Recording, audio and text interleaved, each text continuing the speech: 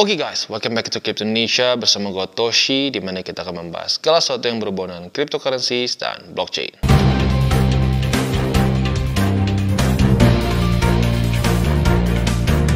Oke, dan waktunya kita update mengenai meme coins. Untuk hari ini kita akan membahas, lebih tepatnya kita akan charting mengenai PP, Fartcoin dan Dogecoin. Ya, untuk Fartcoin ini cukup banyak yang request ya. Jadi untuk hari ini kita akan bahas nanti ya.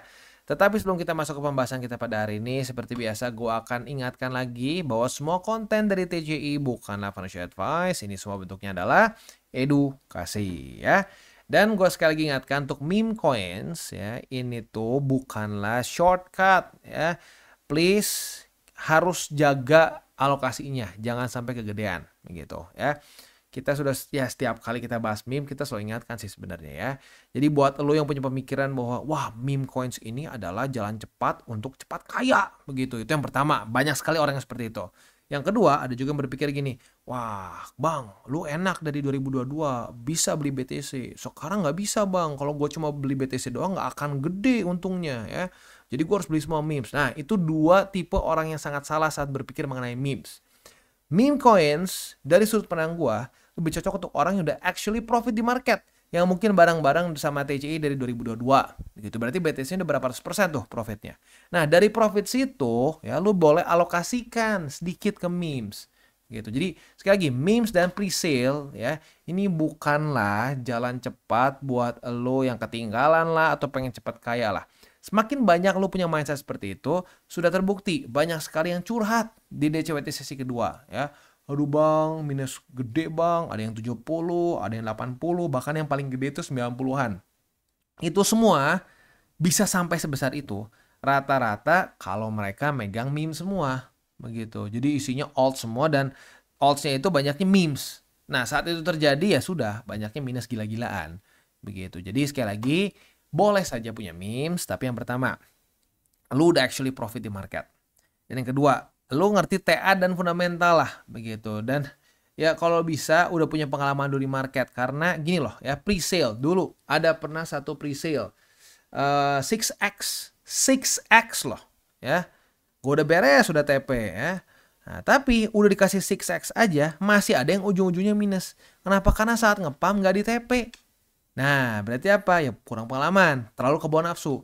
Makanya sekali lagi gue sudah bilang ya pre-sale dan meme coins ini tidak cocok untuk orang-orang yang masih newbie. Karena masih newbie seringkali ya kebawa nafsu gitu. Masih belum kuat lah imannya. Kata kasarnya seperti itu ya. Jadi udah itu aja remindernya ya. Dan alokasi gue jangan lupa ya. Untuk alokasi kan kita sudah pernah bahas nih 70-30 ya. Nah meme sama pre-sale maksimum berapa? Meme sama pre-sale itu maksimum ngambil 10% dari portofolio keseluruhan lo. Jadi kalau lo punya modal 100 juta nih misalkan ya, cuma maksimum 10 juta untuk memes dan pre-sale. Nah kalau bisa ini pre-sale lebih kecil dibandingkan memes karena memang memes sudah high risk return. Tetapi pre-sale even more, lebih besar lagi secara risikonya begitu ya. So ya kalau gua sih sekarang ya dalam kondisi sekarang itu nggak nembus 3%, 2, something persen dari portofolio gua pre-sale. Tapi sisanya ya baik lagi ke aturan 70-30 aja. As simple as that. Ya. Oke. Gue udah kasih tau di depan ya. Gue langsung kasih tau di depan supaya orang semua bener dulu mindsetnya. Ya. Oke. Yang pertama kita akan bahas dulu PP. Untuk PP kita bisa lihat di sini kita sudah dapat posisi long. Karena sudah terjadi retest 1, retest 2 di angka 0,000779 ya.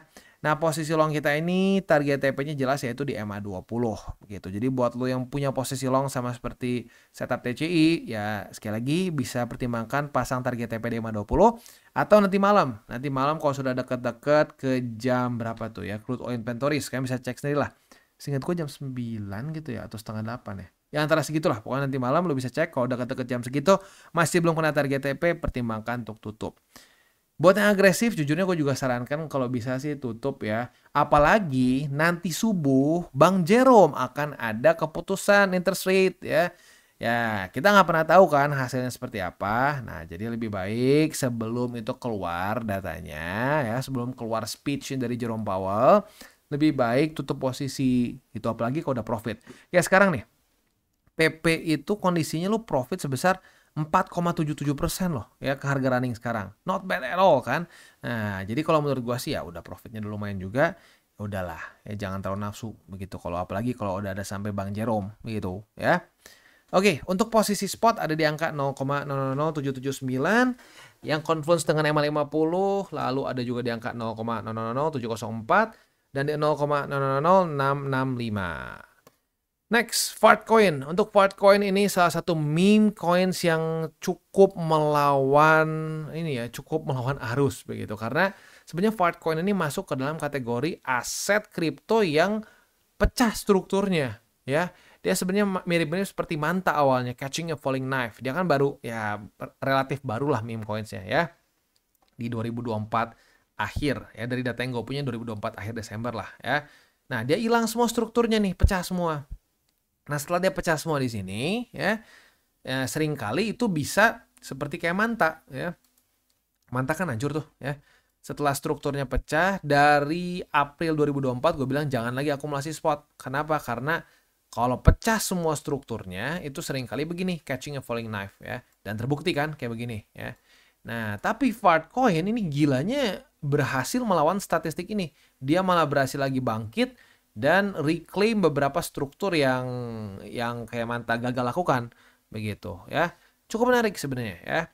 Nah, tapi baik lagi ya yang penting alokasinya aja sih. Ya, jangan sampai gila-gilaan, jangan sampai ke bawah nafsu, ujung-ujungnya lebih dari 10% totalnya untuk memes ya, secara persentase di portofolio lo begitu ya. Oke, untuk Fartcoin kita sudah punya posisi long. Nah, posisi longnya ini kita sebenarnya tergantung nih. Tergantung lo bukanya di mana, karena dua-duanya benar. Di MA20 bisa, di struktur 1,0269 juga bisa, gitu ya. Nah, intinya buat lo yang punya posisi long di sini, target TP-nya jelas, target TP-nya buat yang konservatif di sini nih, di angka 1,0836, buat yang agresif di angka 1,1356 ya. Ya, tinggal kita tunggu saja seperti apa ya. Tadi sebenarnya ini ya. Wah, sebenarnya udah dapet nih ya. Kalau ya intinya sih buat yang konservatif mungkin udah kena nih sebenarnya. Buat yang konservatif udah kena, tapi baik lagi kita kan belum pernah bahas lagi FART ya. Ini yang pertama kali kita bahas FART di meme coins. Ya, tapi buat lo yang mungkin setupnya sama kayak kita ya udah profit 5%-an. Buat yang agresif ya di sini wah gila sih. Bisa sampai 10 ya.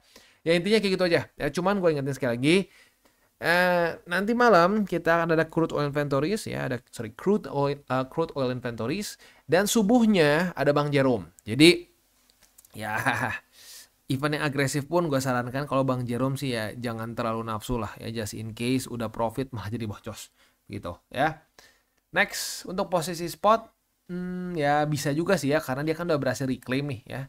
Berarti terbukti dia tidak catching a falling knife dan hype-nya cukup ya. Jadi ya sudah, buy limitnya di ini udah kena yang pertama, lalu kedua di 0,9188 dan yang ketiga adalah MA50 atau 0,7736 ya. Oke, itu kurang lebih untuk posisi futures dan spot di Fartcoin. Next kita masuk ke Doge. Untuk Doge kita bisa di sini kita sudah dapat posisi long ya. Dan posisi longnya sudah kena target TP. Retest 1, retest 2 di angka 0,17 ya. Nah, posisi longnya sudah kena target TP kemarin bahkan. Nah, jadi sudah profit sebesar 1,25% ya. Nah, sekarang karena sudah terjadi tes kedua, kita sudah kebuka posisi shortnya. Sebenarnya udah nyaris banget kena nih posisi shortnya dari kemarin ya. Nah, cuman sayangnya enggak sampai kena di 0,1700. Jadi ya masih boleh dipertahankan posisi shortnya. Kita lihat besok atau ke jam-jam rawan. Kalau sampai dia masih minus dan udah mau masuk ke jam-jam rawan, ya boleh pertimbangkan untuk tutup posisi aja gitu ya. Oke, beres itu untuk memes. Untuk pre-sale sekarang tuh ada BTC Bull ya. Untuk BTC Bull ini simpelnya adalah ya ini kayak meme coin tentang BTC ya. Ini kita sudah pernah bahas sih dulu sebelumnya ya. Nah, di sini dia tulis coin meme Bitcoin resmi, tapi baik lagi ya, BTC nggak punya coin meme juga, jadi ini lebih kayak ke ya mereka menggunakan nama BTC begitu ya. Nah, kalau gue pribadi gue udah pernah bahas di video gue sebelumnya mengenai si BTC meme ini ya, BTC Bull ini ya. Ya kalau gue melihatnya ini sebagai ya udah ini hanya meme coin saja, cuman temanya BTC begitu. So ya utility-nya Ya paling kalau kita lihat di sini cuma bisa ada staking aja gitu ya. Selain dari itu ya udah, ini hanya meme coins, dan kalau gue pribadi melihatnya lebih ke jangka pendek begitu. Dan untuk presale ya gue ingatkan lagi ya. Kalau gue sih melihat presale ini sebagai suatu numbers game lah gitu kasarnya ya. Jadi misalkan gue ikut 10 presale, ya dari 10 itu pasti ada aja yang nggak berhasil gitu. 3 nggak berhasil, 4 nggak berhasil gitu ya. Ya, tapi ya udah, sekali lagi numbers game. Setelah gitu ya udah, misalkan ada gagal 4 ya sudah, dari 6 masih ada profit. Ya udah ya, cari lagi selanjutnya ya. Kalau gue sih kayak gitu. Jangan sampai berpikir bahwa wah udah nih, kita satu presale kita hajar semua, berharap itu berhasil, and then ya udah jackpot. Nah, enggak, kalau gue sih nggak kayak gitu ya. Jadi ya itu pandangan gue mengenai presale, numbers game, dan juga selain dari itu ya gue sarankan bagi orang-orang nih yang sudah ikut presale nih ya, udah listing, jangan kebawa nafsu ya. Ya kayak gue udah sempat cerita juga kan ya, mengenai ada orang yang udah dapat 6x loh, 6x ya. Kalau sejuta jadi 6 juta ya, kebayang gak sih? Gede kan ya. Nah tapi karena nafsu, nggak di TP sama sekali, nggak di TP modal, nggak TP apa-apa, dari plus 600% minus lagi. Nah itu jadi minimal saat dia listing, modalnya lu beresin dulu deh. Modalnya beres, sisanya lu pikir-pikir sendiri lah mau gimana caranya. Lu mau biarin jadi cacing-cacing naga-naga, boleh. Lu mau TP semua sekaligus, boleh ya. Yang penting modalnya udah beres, ya lu bisa punya lagi slot untuk cari lagi presale selanjutnya. Kalau gua seperti itu ya. Udah gitu aja sih ya. Ya selanjutnya paling mungkin gua ingatkan lagi ya untuk ya urusan alokasi sih ya. Rata-rata orang hancur tuh di alokasi lah ya. Terlalu gila-gilaan gitu. Kalau menurut gua pasnya ya maksimum 10% untuk presale dan meme coins. Dan kalau bisa lebih gedean memes, karena meme secara resiko lebih kecil ya. Gitu karena dia ya udah ada TA-nya lah dan lain-lain. Kalau presale kan belum ada TA-nya. Langsung loncat aja boom gitu ya. Waktu listing ya udahnya ya kita harus lihat sendiri setelah itu punya momentum atau enggak.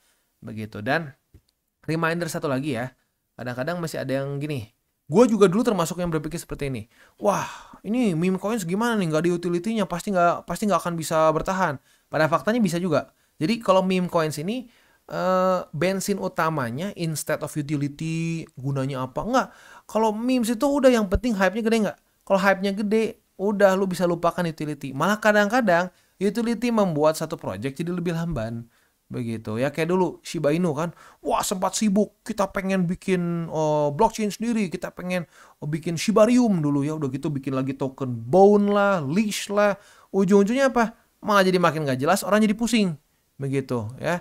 Nah sementara PP, ini PP sampai sekarang gue udah sering kali cerita ya, PP ini nggak punya utility, bener-bener ditulis sama tim devnya ini koin iseng, nggak ada gunanya. Tapi sekarang bisa senilai 3,4 miliar. Sekali lagi gue ulang, 3,4 miliar USD. Ya itu memang seperti itu ya. Memes itu memang seperti itu, tidak menggunakan aturan normalnya altcoins. Begitu. Altcoins yang bisa survive kan biasanya altcoins yang punya utility, banyak yang pakai gitu kan. Nah, kalau memes enggak, yang penting hype-nya gede enggak? Hype-nya gede udah beres. Dan jangan pernah berpikir jangka panjang ya. Maksudnya gini, jangka panjang tuh wah, gua akan taruh untuk 10 tahun ke depan untuk jadi kayak gini, lu treat kayak BTC, itu nggak bisa. Ya, lu bisa perhatiin bahkan rajanya meme coins pun ya, ini masih kondisinya berapa? Ini masih kondisinya itu minus 76,51% dari all time high dia. Ini rajanya loh, rajanya meme coins dengan market cap terbesar. Gitu. Jadi kita nggak bisa berpikir meme coins ini sebagai ekuivalen BTC gitu. Nah saat lu punya mindset yang saat seperti itu, yang banyak jadi terjerumus. Ini masih mending ada beberapa yang masih selamat gitu. Doge itu minus 70% sampai sekarang tuh masih bagus dihitungnya. Berapa banyak meme coins di cycle kemarin yang sekarang sudah jadi debu. Nah itu ya. Jadi please kita harus treat sesuatu itu sesuai dengan apa gitu. Jadi jangan lu bilang anjing itu kucing, kucing itu monyet. Nggak bisa. Kucing ya kucing, monyet ya monyet. Gitu. Kalau lu mau berbohong ke diri lu sendiri, jadi rugi. Begitu. Ya. Jadi ya gue harap udah dapat bayangannya lah ya untuk urusan memes ini. Dan ya baik lagi kita tutup dengan seperti biasa 3 golden rules. Jangan berkembang panas, jangan over leverage, berpikirlah jangka panjang, dan salam tabur tuai. Dan bagi kalian yang belum mengikuti DCWT atau Daily Charting with Toshi, bisa klik di sini. di mana kita akan daily chart your favorite cryptocurrencies. Dan buat lo yang masih bingung cara baca TA, chart, dan hal-hal lain, bisa juga kita klik di sini tutorial Satoshi. Ya. Dan buat lo yang belum memiliki akun ya, di berbagai macam cryptocurrency exchange, bisa klik di bawah ada link kita, lo bisa pilih sendiri. Ya.